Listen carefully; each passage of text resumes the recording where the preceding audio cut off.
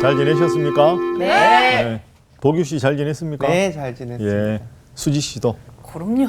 윤정 씨도, 네. 예. 정규 씨도. 예! 예. 아. 예, 예. 예, 항상 스튜디오 여러분들 이렇게 와서 뵐 때마다 아주 화이팅이 넘쳐서 좋습니다. 예. 이제 요한복음 우리가 쭉 하는데요. 오늘은 17장 지난주에 이어서 계속 해보겠습니다. 요한복음 17장 하면 딱 기억이 나야 됩니다. 네. 우리가 이렇게 성경 공부나 신앙생활도 기본적으로 암기해야 되는 건 암기해야 되거든요. 네네네. 요한복음 17장의 특징이 뭐냐? 눈으로 딱 보시면 빨간색. 그죠? 빨간색. 빨간색이 뭘까요? 예수님이 하신 말씀. 말씀. 그렇죠. 그래서 17장은 1절부터 끝절까지 예수님 말씀만 기록되어 있다. 야. 그런데 그 말씀이 단순한 말씀이 아니라 예수님의 기도다. 네. 그럼 예수님이 뭘 기도하셨는가? 기도의 주제는 세 가지. 이제 십자가에서 죽으실 예수님 본인을 위한 기도. 그리고 예수님께서 이제 몇 시간 후에 기도하시다가 체포당하시고 그 다음에 이제 십자가 지러 가실 때 뿔뿔이 흩어질 이제 선생을 잃은 제자들을 위한 기도. 그래서 예수님을 위한 기도, 제자들을 위한 기도. 그리고 이 제자들이 앞으로 성령 충만해서 또 다른 제자들을 양산해 낼 텐데 그 후대 제자들을 위한 기도. 그래서 이 세 가지 주제로 예수님께서 쭉 기도하신 내용이 17장의 내용이다. 네. 자, 먼저 지난주에 우리가 본 대로 1절에 보면 예수께서 이 말씀을 하시고 눈을 들어 하늘을 우러러 이르시되 아버지여 때가 이르렀사오니 아들을 영화롭게 하사 아들로 아버지를 영화롭게 하게 하옵소서. 십자가를 지는 일을 영화로운 일이다. 영광스러운 일이다. 이렇게 고백을 하셨습니다. 이게 예수님의 수준이죠. 야, 십자가가 영광이다. 이게 보통 수준이 아니지 않습니까? 그 예수님께서 아버지, 내가 십자가를 지는데 이 십자가를 기꺼이 져서 이 십자가를 지라는 사명을 주신 아버지께 영광이 되고 내가 또 이 십자가를 져서 장차 부활과 영생으로 그래서 모든 인류로 하여금 내가 하나님 보내신 구원자임을 깨닫게 해 주십시오. 그래서 하나님의 이름이 영광을 받으시고 이 세상의 구원자로 보낸 제 이름도 영광을 받게 해 주십시오. 이 기도가 이제 1절부터 쭉 나오는 그런 기도였습니다. 그리고 9절 보시면 9절, 지난주에 했던 9절. 자, 보규 씨가 9절 한번 읽어 주십시오. 내가 그들을 위하여 비옵나니 내가 비옵는 것은 세상을 위함이 아니요 내게 주신 자들을 위함이니이다. 그들은 아버지의 것이로소이다. 그들이 누굴까요? 제자들. 제자들. 그러니까 예수님께서 본인을 위한 기도하시고 제자들을 위한 기도를 9절부터 이렇게 쭉 하셨습니다. 그러니까 오늘 우리가 12절부터 보는 것도 제자들을 위한 예수님의 기도의 한 부분이다. 오늘 수업 요한복음 51강 제자들을 위한 기도. 오늘 12절 말씀부터 한번 보도록 하겠습니다. 12절은 수지 씨가 한번 읽어주시죠. 내가 그들과 함께 있을 때에 내게 주신 아버지의 이름으로 그들을 보존하고 지키었나이다. 그 중에 하나도 멸망하지 않고 다만 멸망의 자식뿐이오니 이는 성경을 응하게 함이니이다. 자, 그러면 12절에 그들은 누굴까요? 제자요. 제자들이죠. 네. 제자들에 대해서 기도하시는데 예수님께서 그 중에 하나도 멸망하지 않고 그러니까 제자들을 다 끝까지 지켜주시고 네. 보호하시는데 다만 멸망의 자식 한 제자는 멸망의 자식이 되었다. 누굴까요? 가룟유다. 가룟유다. 그러니까 예수님께서 끝까지 제자들을 사랑하시고 요한복음 13장 1절에 보면 끝까지 사랑하셨는데 자신의 자의로 예수님을 배반했던 가룟유다. 그 가룟유다를 지금 12절 말씀에서 말하고 있는 거죠. 그래서 성경을 응하게 함이니이다. 이 구절은 구약 성경에 보면 시편 41편 9절에 가룟유다의 배반이 예언이 되어 있습니다. 시편 41편 9절 한번 찾아보시죠. 시편 41편 9절. 자, 정규 씨 한번 읽어주십시오. 내가 신뢰하여 내 떡을 나눠 먹던 나의 가까운 친구도 나를 대적하여 그의 발꿈치를 들었나이다. 발꿈치를 들었다라는 말은 배반하다라는 말의 관용적 표현이라고 말씀드렸죠. 그럼 여기서 내가 신뢰하여 내 떡을 나누어 먹던 나의 가까운 친구 누굴까요? 유다. 가룟 유다.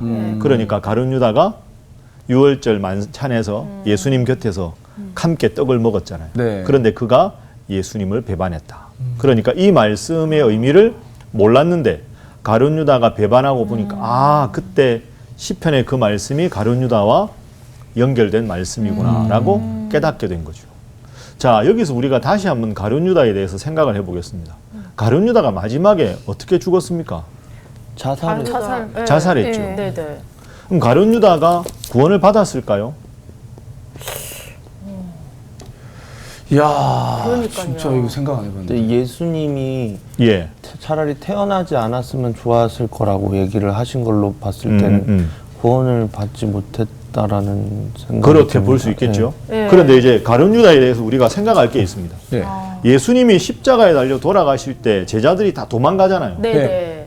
그러면 제자들도 잘못을 했고 네네. 가룟 유다도 잘못을 했지요. 그렇죠. 배반했으니까. 네네. 어떻게 보면 넓게 보면 예수님 제자들이 예수님 십자가에 돌아가실 때 도망간 것도 배반한 거 아닙니까? 그쵸. 그러면 네. 가룟 유다와 네. 다른 제자들 네. 차이가 뭐냐? 다들 잘못했는데 가룟 유다는 자신의 잘못에 대해서 후회. 후회만 합니다. 회개하지 않습니다. 네. 그런데 제자들은 잘못했지만 그것을 하나님 앞에 회개합니다. 이게 결정적인 차이입니다. 후회는 스스로에 대한 자책이죠. 네. 죄의식을 끝까지 이겨내지 못해서 결국은 자살한 겁니다. 네. 그런데 제자들도 예수님 십자가에 달려 돌아가실 때 그리고 베드로는 예수님을 모른다고 3번이나 부인했죠. 네. 잘못했는데 회개합니다. 그러니까 회개하니까 주님께서 용서해 주셨습니다. 네. 그리고는 다시 진정한 제자로 거듭난 거죠. 네. 저나 여러분이나 잘못할 수 있잖아요. 네. 죄도 지을 수 맞습니다. 있고. 그러나 우리가 죄를 지었을 때 하나님 앞에 나가서 기도하고 회개하면 그것을 용서받는데 하나님 앞에 나가지 않고 스스로에 대해서만 자책하는 것은 건강한 신앙생활이 아니다. 이렇게 우리가 가룟 유다에 대해서 정리를 해야 합니다. 그래서 가룟 유다는 첫 번째는 후회와 회개의 차이, 이걸 꼭 기억하시고요. 또 하나는 지난번에도 비슷한 주제가 한번 나왔는데 가룟 유다가 그러면 예수님 배반할 것도 다 예정돼 있다면 그거 뭐 자기가 잘못한 게 아니라 야 미안하다 너는 나를 팔 것이다 너는 아웃이다 이러면 얼마나 억울하냐 맞아요. 이런 생각을 하는 분들도 있을 수 있겠지요. 네. 맞아요. 그건 예를 들어서 이렇게 한번 생각을 해보겠습니다. 제가 자주 드는 비유인데 아주 추운 날 네. 아주 추워요 겨울에. 그런데 따뜻한 햇볕이 비쳐요. 네. 그러면 따뜻한 햇볕이 비치면 몸이 추우면 양지로 나가서 햇볕을 보면 몸이 이렇게 편안해지고 추위가 안 느껴지잖아요. 네. 그런데 따뜻한 햇볕이 비치는데 굳이 지붕 뒤로 가서 음지에 가서 오돌오돌 계속 떨면 콧물도 나고 재채기도 나고 오한과 발열이 생깁니다. 자, 그게 햇볕의 잘못이 아니잖아요. 맞아요. 따뜻한 햇볕이 비치면 누구든지 그 따뜻한 햇볕으로 나가면 내 몸은 편안해지고 몸은 다시 건강을 회복할 수 있는데 따뜻한 햇볕이 비치는데도 굳이 고집스럽게 그 햇볕을 끝까지 마다하고 음지에서 있으면 콜록콜록하고 감기 걸리고 몸살이 나는 것은 햇볕의 잘못이 아니라 자신의 잘못입니다. 네. 그러니까 예수님의 제자로 부르셔서 예수님께서 수많은 천국에 관한 가르침과 수많은 기적을 보여주셨으므로 예수님을 구원자로 모시고 햇볕을 마주하듯이 저는 예수님 제자답게 살겠습니다라고 했다면 네. 가룟 유다도 그런 잘못에 빠지지 않았을 텐데 네. 예수님께서 끝없는 사랑을 주심에도 불구하고 끝까지 외면하고 내가 생각하는 것만 집착하다 보니 내가 원하는 방향으로 예수님이 움직여주지 않는 걸 발견하자 그 예수님을 증오하게 되고 예수님을 대적자들에게 넘긴 것은 가룟 유다의 잘못이지 그것이 내가 등 돌려서 감기 걸렸는데 햇볕 당신 책임이에요 이렇게 말할 수 없는 것과 같습니다.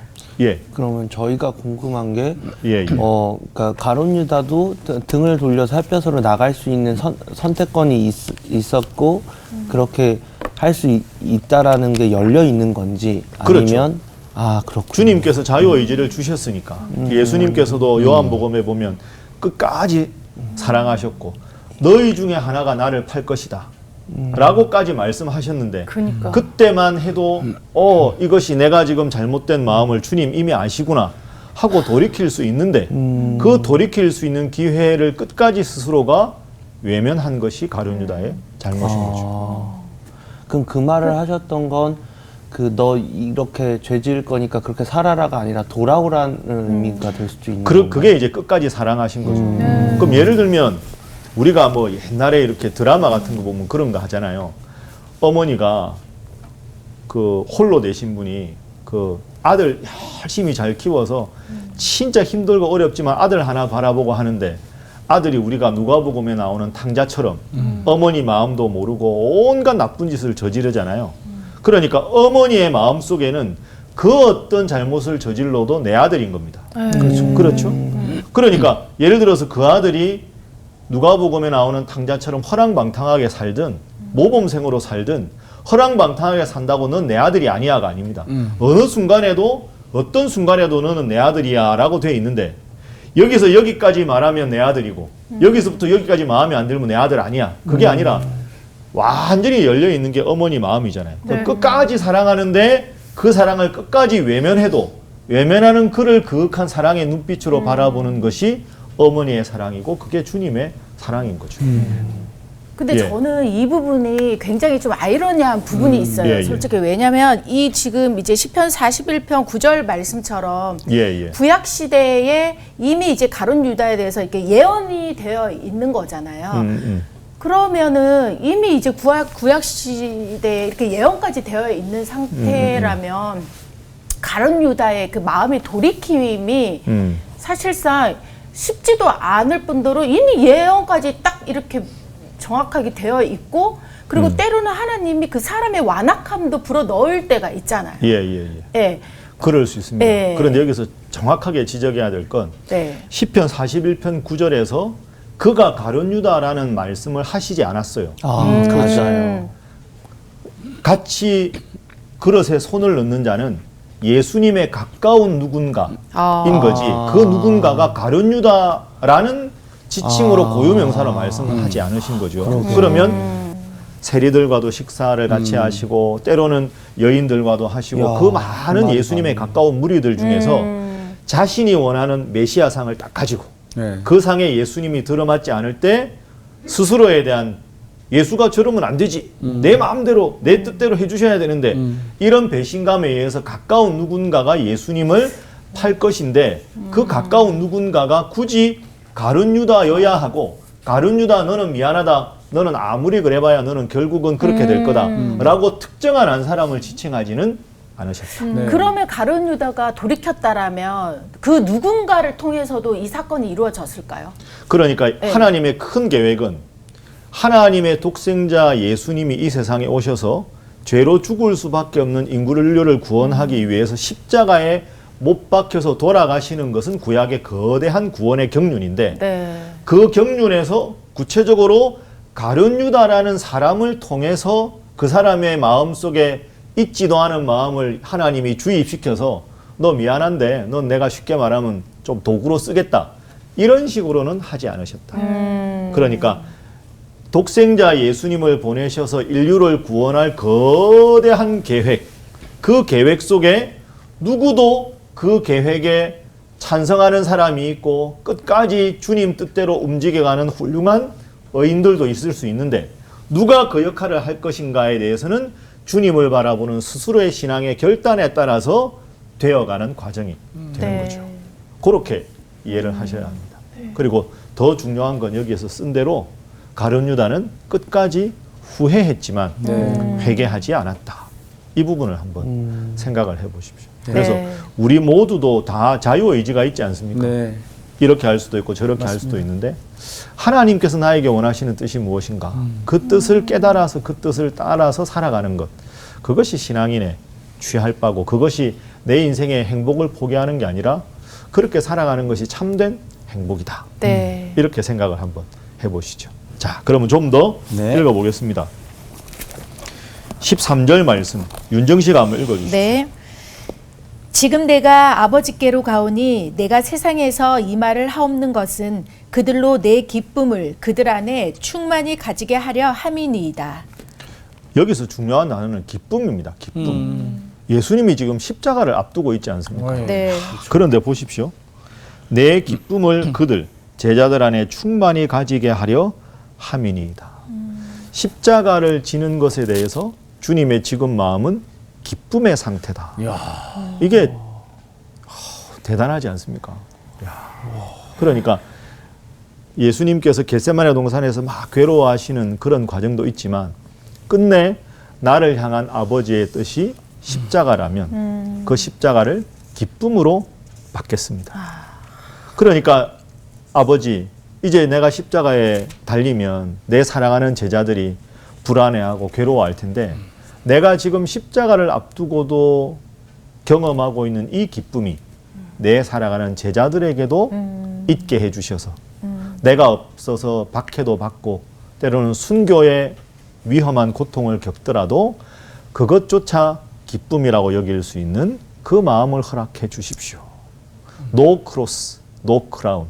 십자가가 없으면 영광이 없습니다. 네. 그런데 우리는 십자가 없는 영광만 너무 추구하는데 예수님은 십자가가 영광이다.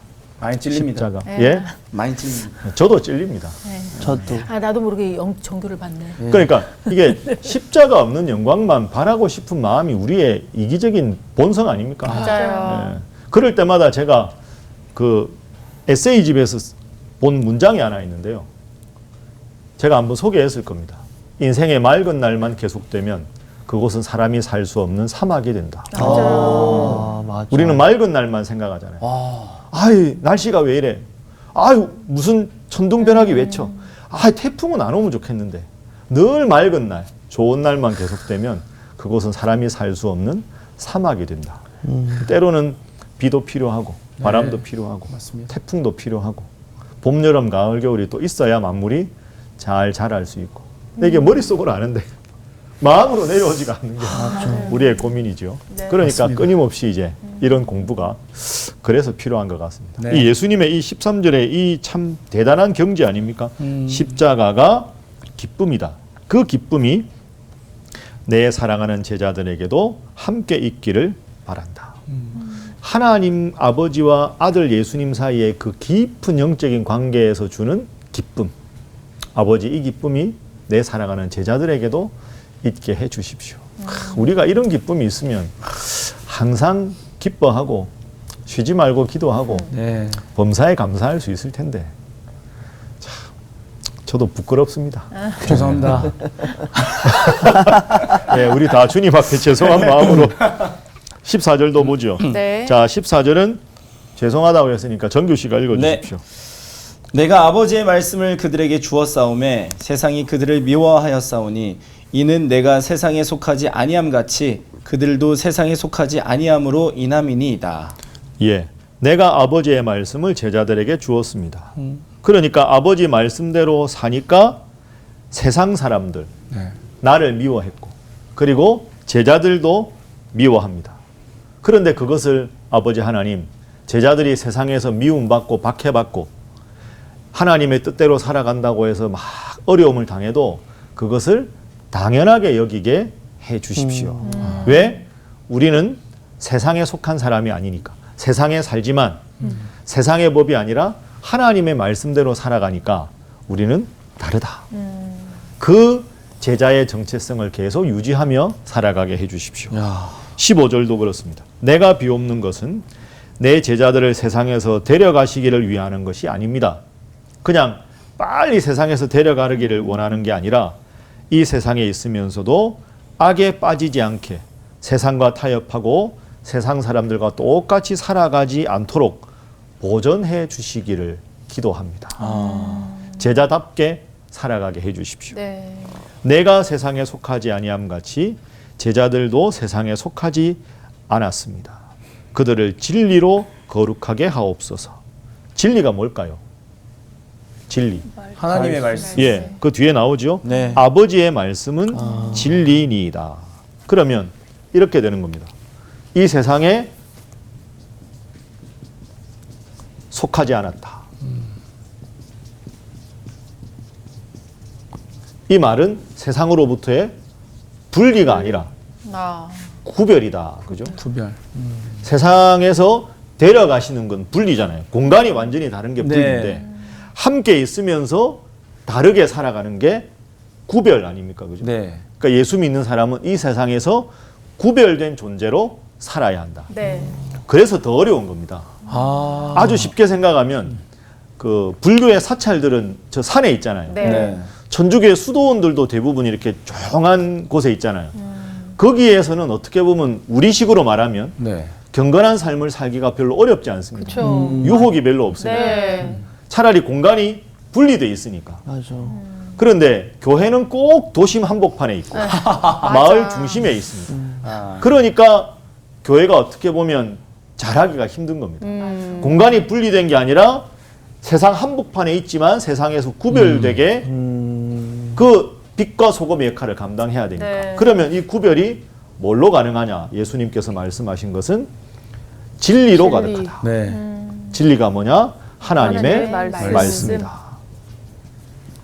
그래서 내가 이제 십자가에 달려 죽더라도 진리이신 하나님의 말씀을 성령께서 늘 우리 제자들에게 주셔서 예. 말씀 중심으로 세상에서 박해받고 해도 타협하지 않고 분리돼서 사는 것은 아니지만 구별된 삶으로 거룩한 제자의 모습을 끝까지 간직하게 해 주십시오.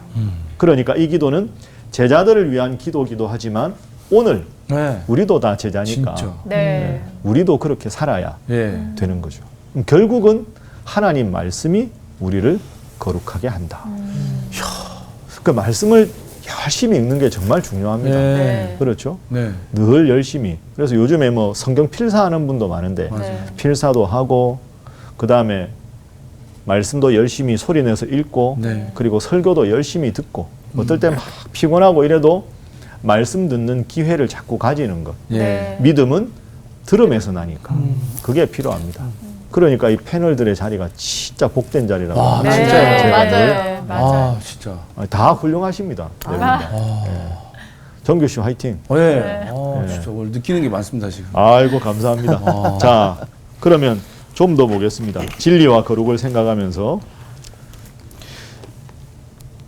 18절 아버지께서 나를 세상에 보내신 것 같이 나도 그들을 제자들을 세상에 보내었고 또 그 제자들을 위하여 내가 나를 거룩하게 하오니 내가 거룩한 삶의 모범을 지금까지 보여주었으니 네. 이는 내 제자들도 진리로 거룩함을 얻게 하려 함이니이다. 아, 우리 선생님 예수님께서 진리로 거룩한 삶을 지금까지 보여주셨으니 그런 모습을 나도 내 삶 속에 구현하고 살아야 되겠다.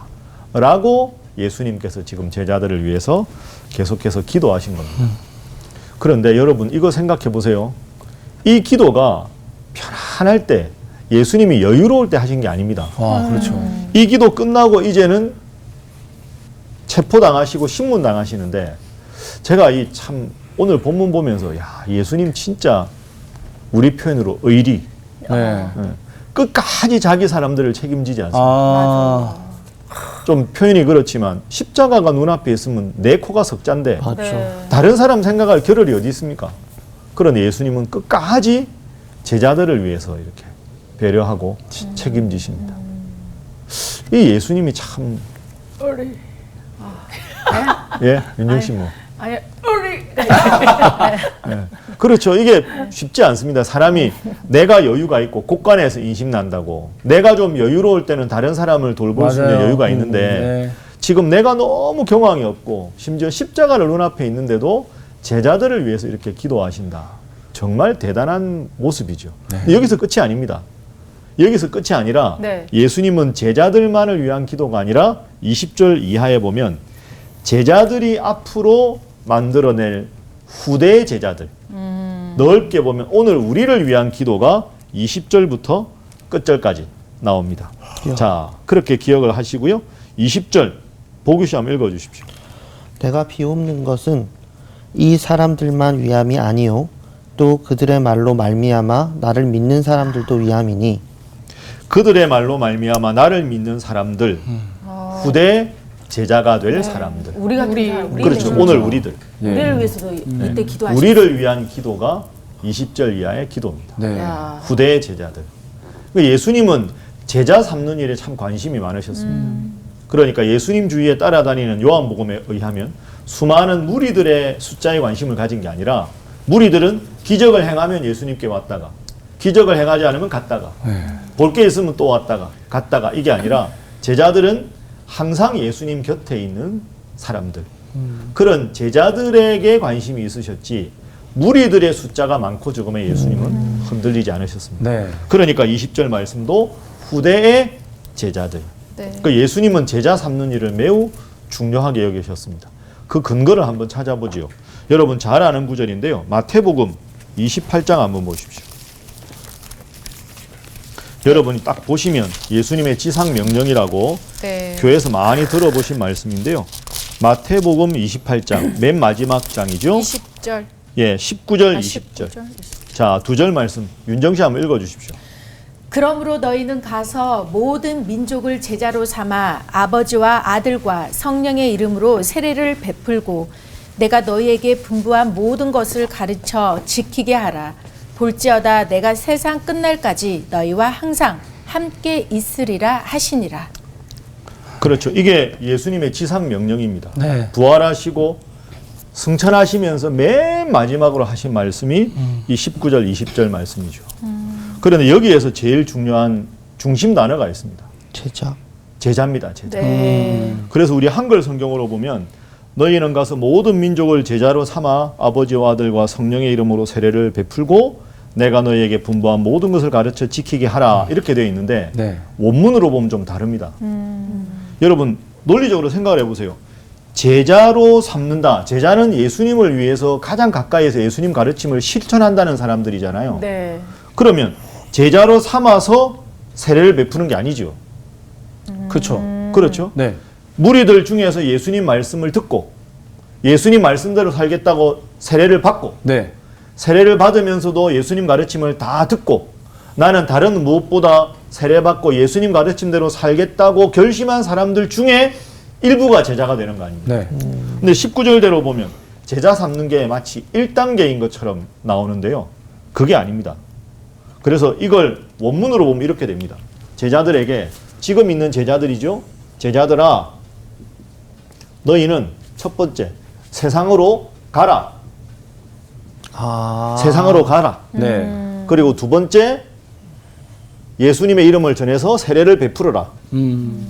베풀고 그리고 세례를 베푸는 것과 세례를 베푼 후에 온전한 하나님의 가르침 내가 너희에게 가르친 가르침이 무엇인지 가르쳐라.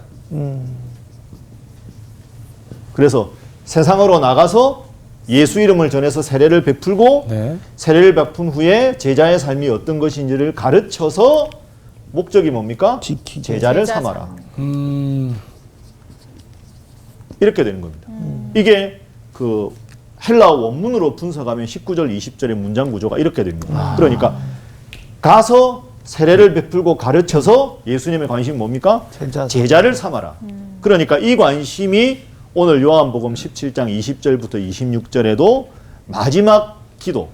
이제 요한복음 이제 다음 주에 볼 18장부터는 예수님의 체포, 신문 이게 계속되거든요. 네. 그러니까 예수님의 기도가 끝나는데 마지막 기도의 초점은 후대의 제자들을 위한 것이다. 왜?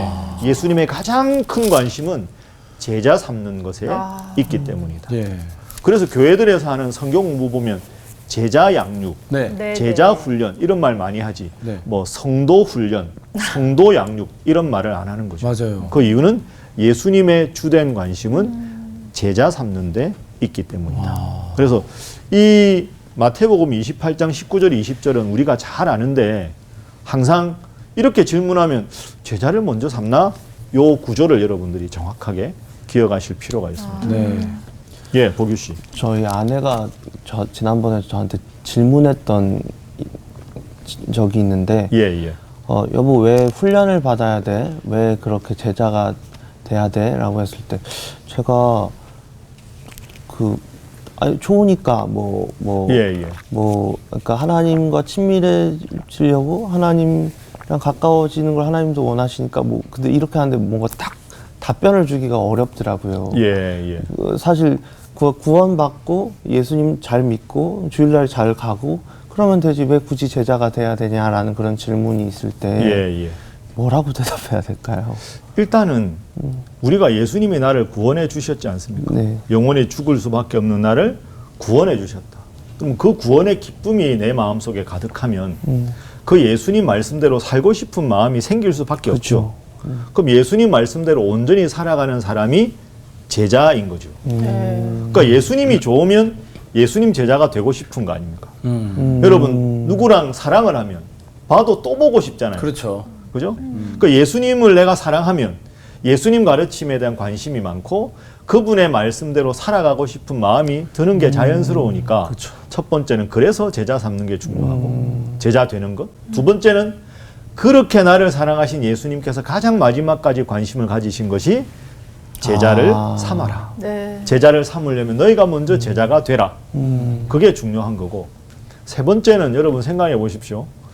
우리가 이제 방금도 보규 씨가 질문하셨지만 흔히 질문할 때 아니 예수 믿고 주일날 예배당에 가서 예배 드리면 되지.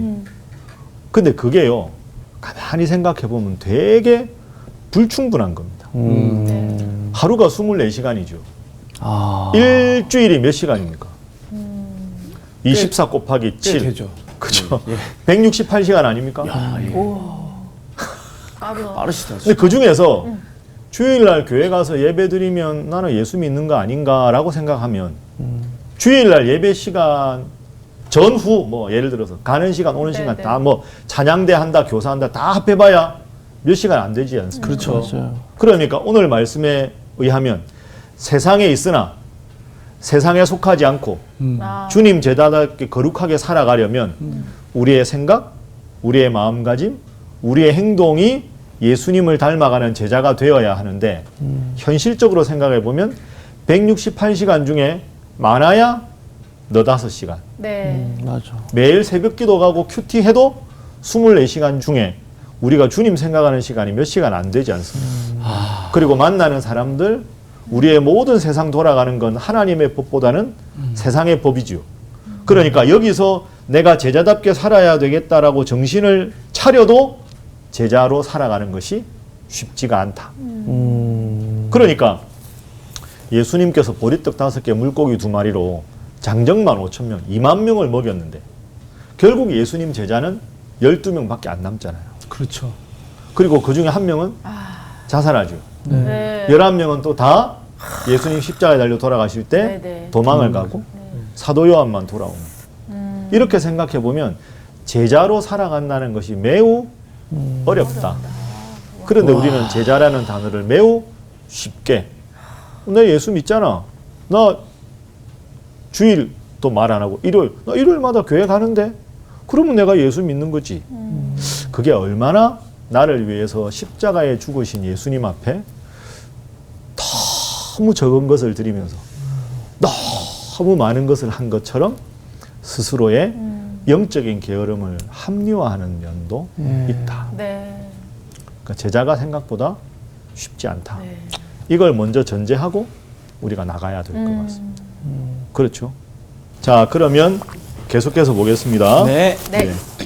20절 이하는 후대의 제자들. 지금까지 쭉 읽어본 바로 본문만 읽어도 충분히 이해가 되니까 네. 제가 한번 읽어보겠습니다. 네. 아버지여, 아버지께서 내 안에, 내가 아버지 안에 있는 것 같이 그들도 다 하나가 되어 우리 안에 있게 하사 세상으로 아버지께서 나를 보내신 것을 믿게 하옵소서. 이렇게 되는 겁니다. 하나님 아버지의 뜻을 온전히 실천하시는 예수님. 아버지 안에 예수님이 있고 예수님 안에 아버지가 있고 십자가를 앞두고도 이 주님과 함께하는 기쁨이 큰데 이 기쁨이 아버지와 나 사이뿐 아니라 나와 제자들에게도 이 기쁨이 있게 해주시고 이 기쁨이 제자들만이 아니라 후대의 제자들도 있게 해주십시오. 17장 전체적으로 십자가가 영광이고 십자가를 지는 것조차 기쁨이라고 여길 수 있는 이 귀한 영적인 기쁨의 경지를 내 사랑하는 제자들, 후대의 제자들도 여기게, 느끼게 해 주십시오. 그게 하나가 된다라는 말씀의 뜻이죠. 21절. 그래서 하나가 되게 하사. 22절. 내게 주신 영광, 십자가조차도 영광이라고 고백하는 그 영광을 내가 제자들에게 주었습니다. 이는 우리가 하나가 된 것 같이 그들도 제자들도 다 아버지와 나 사이에 기쁨의 영광에 속하게 해 주십시오. 곧 내가 그들 안에 있고 아버지께서 내 안에 계시어 그들로 온전함을 이루어 하나가 되게 하려 함은 제자들이 온전히 한 마음으로 주님을 사랑하는 그런 단계가 되게 하려 함은 아버지께서 나를 보내신 것과 또 나를 사랑하심 같이 그들도 사랑하신 것을 세상으로 알게 하려 함이로소이다. 그러니까 지금 예수님은 내가 없어도 이 제자들끼리 온전히 하나가 돼서 내가 십자가를 기쁘게 받는 것처럼 제자들도 박해 상황을 기쁨으로 여길 수 있는 귀한 영적인 기쁨을 제자들에게 허락해 주십시오. 네. 후대의 제자들에게도 주십시오. 이게 쉬운 경지가 아닙니다. 그죠? 그러니까 지금 간절하게 예수님께서 그렇죠. 기도하시는 거죠. 네. 24절 아버지여 내게 주신 자도 나 있는 곳에 와서 함께 있어 아버지께서 창세전부터 나를 사랑하심으로 내게 주신 나의 영광 또 영광이 나오죠. 네. 그들로 보게 하시기를 원하옵나이다. 의로우신 아버지여 세상의 아버지를 알지 못하여도 나는 아버지를 알았사옵고 그들도 아버지께서 나를 보내신 줄 알았사옵나이다. 내가 아버지의 이름을 내 사랑하는 제자들에게 알게 하였고 또 앞으로도 제자들이 후대의 제자들에게 계속 알게 할 것입니다. 그것은 나를 사랑하신 사랑이 그 제자들 안에도 있고 나도 그들의 사랑 안에 있게 하기 위해서입니다. 그러니까 하나님과 예수님 사이에 아버지와 아들의 지극한 사랑, 그 사랑이 아들과 제자들. 그래서 이 제자들이 보십시오. 예수님 십자가에 돌아가실 때 전부 무서워서 요한 하나 빼고 다 도망가잖아요. 네. 그 비겁하고 겁쟁이들인데 이 기도대로 결국은 다 된 거죠. 십자가에 다 달려서 베드로 같으면 거꾸로 달려서 그리고 저 전 세계에 복음을 전하다가 목이 잘리기도 하고 끓는 가마솥에 던져지기도 하고 했지만 그걸 다 감내하고 예수님의 제자답게 살아간 이유가 뭘까? 그 이유는 사실 오늘 본문 20절부터 26절 이 기도가 그들의 삶에 그대로 이루어졌기 때문입니다. 우리는 얼핏 생각하면 쉬운 길, 편한 길만 가고 싶어 하지만 모질고 어려운 박해의 길을 가도 기쁨으로 갈 수 있는 귀한 영적인 수준, 그 수준을 이루게 해달라고 예수님이 기도하고 계신 거죠. 그리고 실제로 이 기도대로 응답이 된 거 아닙니까? 네. 그래서 오늘 우리가 이 말씀을 듣고 정리하면서 나라면 이럴 수 있을까? 다 그런 생각하시죠? 계속 하고 있었어요. 나는 안 될 것 같은데. 그렇습니다. 이거 쉽지 않습니다. 그런데 이 제자들이 그 비겁한 제자들이 오순절 마가의 다락방에 성령의 충만함을 받았을 때 그들로부터 나오는 용기, 그들로부터 나오는 믿음이 아니고 성령 하나님께서 주신 용기와 성령 하나님이 주신 마음으로 그 모든 걸 감당할 수 있었으니까 이걸 보고 부담스러워만 하지 말고 주님께서 나와 함께 하시면 나의 믿음은 적으나 나보다 위대하신 주님께서 함께 하셔서 이 모든 것이 가능하다. 그런 마음으로 오늘 본문의 이 후대의 제자가 내가 되고 내 삶이 주님 앞에 이런 제자로서의 삶을 살게 해주십시오. 그렇게 결단하시고 한 주간 멋지게 제자답게 살아가시는 여러분들이 되시기 바랍니다. 자, 오늘 강의는 이렇게 마치겠습니다. 감사합니다. 감사합니다. 야, 저는 진짜 예수님의 이 기도에서 너무 놀랍고 또 죄송하고 그런 게 어떻게 지금을 살고 있는 우리를 위해서까지 맞아. 그 십자가 사건을 앞두시고 기도하셨을까? 맞아요. 아니 진짜 나 같으면 이 죽음을 코앞에 있었다라면 내 기도만으로 다 이 한바닥을 채웠을 텐데 어떻게 예수님 근데 예수님은 정말 태어나지도 않은 앞으로의 그 제자들을 위해서도 기도를 하셨단 말이지. 근데 내가 과연 정말 그 예수님의 그 기도대로 내가 이렇게 온전히 살고 있나, 그러니까 나의 어떤 제자로서의 그 삶을 잘 살고 있는지 내 자신을 좀 돌아보게 되고 좀 부끄럽고 그렇습니다. 후회하지 마시고 예, 회개하고 그렇죠. 다시 또 예수님 믿고 나가야죠. 나보다 더 크신 예수님을 믿고. 네. 사실 나는 예수님이 우리한테 가르쳐 준 거는 그냥 사랑이라고 생각을 하는데 하나님을 사랑하고 이웃을 사랑하라가 그냥 완전히 그게 다라고 생각하는데 그게 내 죽음 앞에서까지도 그거를 실천을 하시는 걸 이 기도로 그냥 다 보여주신 것 같아서 내가 이런 상황에서 하나님 사랑하고 이웃 사랑하는 거를 충만하게 이렇게 갖출 수 있을까. 아, 예수님은 정말 대단한 나의 롤 모델이자 스승이구나 이런 생각이 들었어요. 아멘. 저희 모두 예수님을 따라서 나갑시다. 맞아. 제자 삼아라. 이번 주 퀴즈입니다. 하나님을 경외하며 기도와 구제에 힘쓴 이방인으로 베드로의 설교를 듣고 세례를 받은 사람은 누구인가요? 1번 고넬료, 2번 아나니아, 3번 바나바. 정답을 아시는 분은 CBS 성서학당 홈페이지나 카카오톡 채널을 이용하시면 됩니다. 선정되신 분들에게는 대한성서공회에서 발행한 성경 통독을 위한 최고의 자습서 성경 2.0 성서학당 선생님들의 저서 중 하나를 드립니다.